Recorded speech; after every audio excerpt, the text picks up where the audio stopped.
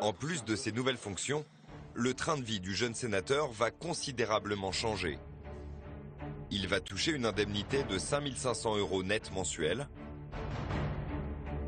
plus une enveloppe de 6 000 € par mois pour ses frais, sans justificatif et non imposable.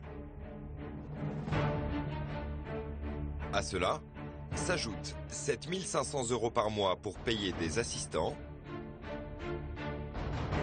mais aussi 10 000 € tous les 6 ans pour l'informatique, un forfait de téléphone, les nuits d'hôtel à Paris les jours de séance.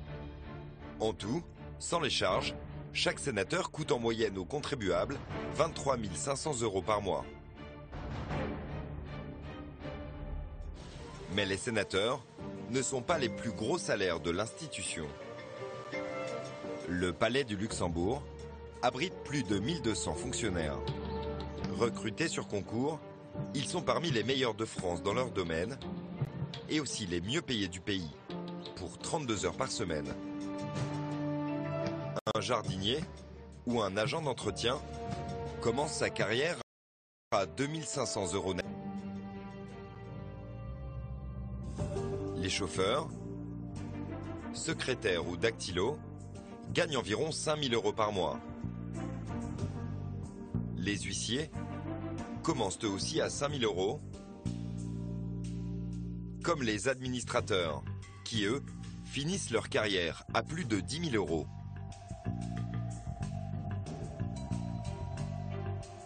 La palme revient au secrétaire général, ici à gauche de l'écran. À 20 000 € mensuels, c'est le plus haut fonctionnaire du Sénat et un des mieux payés de France. C'est lui, Jean-Louis Hérin. Il a été nommé par les sénateurs il y a 2 ans. Il a refusé nos demandes d'interview. Nous n'aurons pas le droit non plus d'interroger les fonctionnaires de la maison.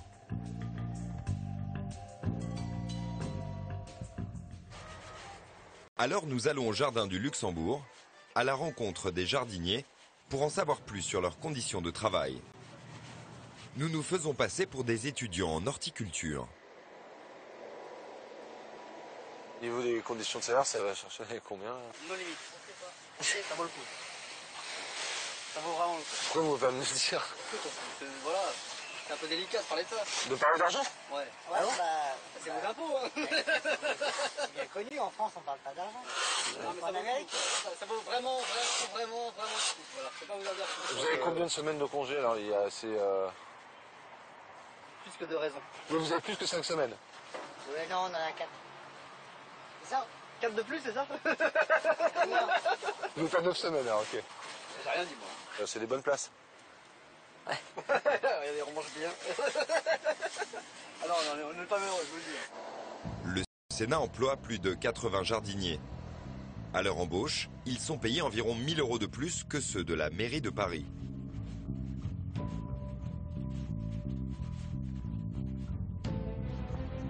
Mais alors, pourquoi de tels salaires pour tous les fonctionnaires du Sénat? Nous nous sommes adressés à Alain Anziani. Jusqu'en septembre dernier, ce sénateur était l'un des 3 questeurs, les grands trésoriers du Sénat. Les salaires sont très élevés dans l'institution. Oui, les salaires seront élevés parce que c'est un héritage. Comment voulez-vous vous arrivez ici avec une responsabilité au Sénat. Vous n'allez pas dire, bon, on voit la grille des salaires, désolé, on va vous appliquer 25% en moins. Je veux dire, personne ne peut le faire, ça. Personne.